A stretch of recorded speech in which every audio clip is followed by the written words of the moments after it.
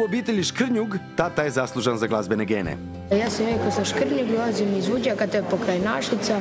Ja sam Dario Škrnjug, Vjekoslav tata. Sviram klavijature, dosta dugo. Kaj ima? Evo, došao na Super Talent. Zašto? Pa kaj boš radil na Super Talent? Svirat ću pjesmu koju je moj tata napisao. Kako se zove pjesma? Probudi se čovječe. Sviđa mi se pjesma koju piše moj tata i sviđa mi se muzika. Super.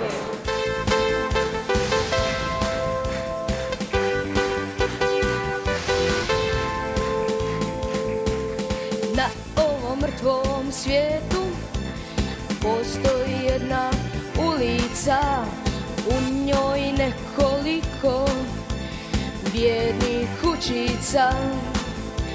Kroz nju ne prolaze automobili, već razni debeli, debeli, debili.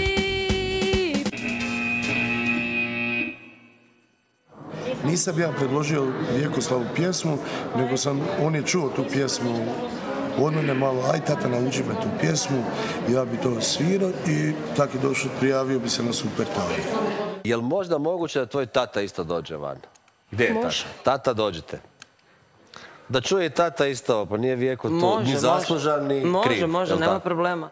Evo tate. Dobro večer. Dobro večer. Dobrodošli. A tata, recite, čujem da je tekst angažiran, kako se to voli reći, pa ima automobili debili jer ima. Je li primjereno da dijete pjeva takve pjesme? Vama se to činilo to u redu? Pa nije bilo to, on kaže tata, jel bi mogao to odsvirat. Nije došlo do refrena, jer refren jedino ako može odsvirati. Može da pače. A vi ovo isto možete pomoći pjevati ako treba. Da, može zajedno, da. Kad se on počne derat, kad počne pjevati, on se toliko uživi u pjesmu da sam pusti glas. Probudi se čovječe i pogledaj ovaj svijet. Zar ćeš dopustiti da uvene zadnji cvijet? Aha, to je bio refren ovaj zadnji? Da. Treći je bio, aha. Da. Ima još jedna kitica. Dobro, u redu, sad smo shvatili refren. Dobro, nažalost, čini mi se da ni pjesma ni izvedba ne zaslužuju napredak u Super Talentu. Ovaj put. Ali mi je drago da smo vidjeli i vas, da ne ide sve na račun našeg malog prijatelja. Hvala vam. Hvala i vama. Hvala. Malo me je to povrijedilo.